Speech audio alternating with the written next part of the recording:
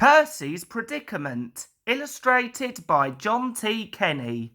Toby brought Henrietta to the top station. Percy was grumpily shunting. "Hello, Percy," he said. "I see Daisy's left the milk again." "I'll have to make a special journey with it, I suppose," grumbled Percy. "Anyone would think I'd nothing to do." Toby pondered the problem.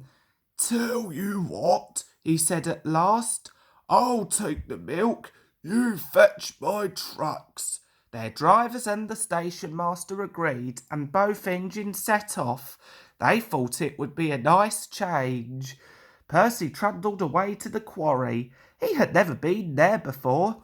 "It's steep," he thought, "but I can manage. Trucks don't dare to play tricks on me now." He marshalled them in a lordly way. "Hurry along there," he said, and bumped them if they dallied. The trucks were annoyed.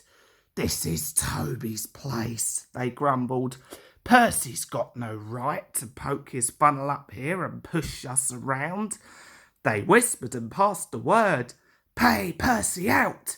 At last they were all arranged. "Come along," puffed Percy sharply. "No nonsense." "We'll give him nonsense," giggled the trucks, but they followed so quietly that Percy thought they were completely under control. They rumbled along the twisty line till they saw ahead the notice saying, "All trains stop to pin down brakes." "Peep, peep, peep," whistled Percy. "Brakes, God, please!" But before he could check them, the truck surged forward. On, they cried. Percy, taken by surprise, could not stop them, and in a moment they were careering down the hill. "Help! Help!" whistled Percy.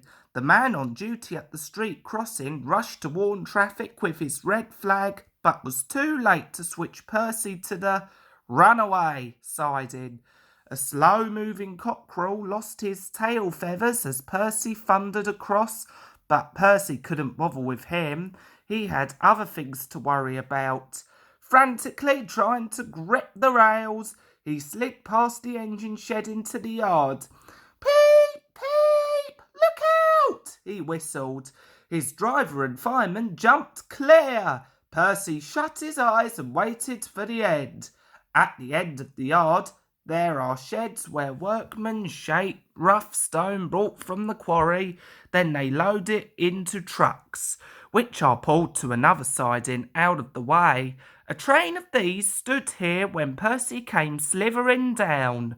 The guard had left his van. He was talking to the station master. They heard frantic whistling and a splintering crash. They rushed from the office. The brake van was in smithereens. Percy, still whistling fit to burst, was perched on a couple of trucks while his own trucks were piled up behind him. The Fat Controller arrived next day. Toby and Daisy had helped to remove most of the wreckage, but Percy still stood on his perch. "We must now try," said the Fat Controller crossly, "to run the branch line with Toby and a diesel. You have put us in an awkward predicament." "I'm sorry, sir." "You can stay there," the Fat Controller went on, "till we are ready. Perhaps it will teach you to be careful with trucks." Percy sighed. The trucks wobbled beneath his wheels. He quite understood about awkward predicaments. The Fat Controller spoke severely to Daisy too. "My engines do not tell lies," he said. "They work hard with no shirking. I send lazy engines away." Daisy was ashamed.